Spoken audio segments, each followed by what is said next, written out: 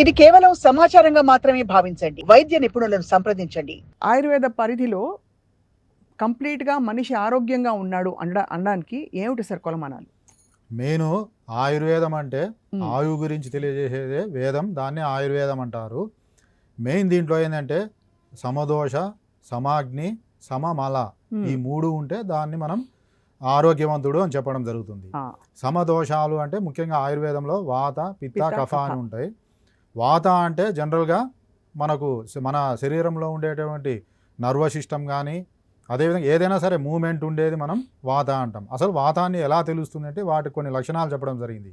ఎక్కడైతే మనకు డ్రైనెస్ ఉంటుందో, వెయిట్ అంటే ఎక్కువ లఘుత్వం అంటే ఎక్కువగా వెయిట్ అనేది లేకుండా లఘుత్వంగా ఉంటుందో, అదేవిధంగా కోల్డ్నెస్ ఉంటుందో అంటే శీతత్వం, నెక్స్ట్ చలత్వం మూమెంట్ ఉంటుందో, ఇవన్నీ వాత లక్షణాలని చెప్పడం జరుగుతుంది.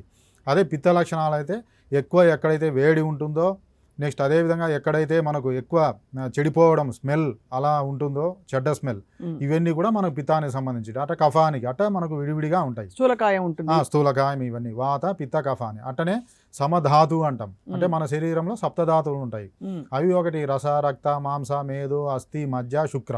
హ్మ్. రస అంటే మన బాడీలో ఉండేటువంటి ప్లాస్మా అలా తీసుకుంటాం. రక్తం అంటే బ్లడ్. మాంసం అంటే మనకు మజిల్ వస్తుంది, మొత్తం మజిల్. మేధస్ అంటే మన బాడీలో ఉండే ఫ్యాట్ అంతా. అస్థి అంటే బోన్ టిష్యూ. మజ్జ అంటే బోన్ మ్యారో.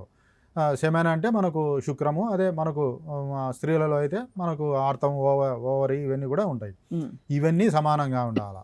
మన అగ్ని ఫస్ట్ జఠరాగ్ని. అగ్ని కూడా రకాలు ఉంటాయి. మన కడుపులో ఉండేదాన్ని జఠరాగ్ని అంటాం. లివర్లో ఉండేదాన్ని భూతాగ్ని అంటాం. అదే కణజాలాల్లో టిష్యూలో ఉండేదాన్ని ధాత్వగ్ని అంటాం. ఇవన్నీ ఎవరికైతే సమానంగా ఉంటుందో వారు ముఖ్యంగా ఆరోగ్యవంతుడు అంటారు.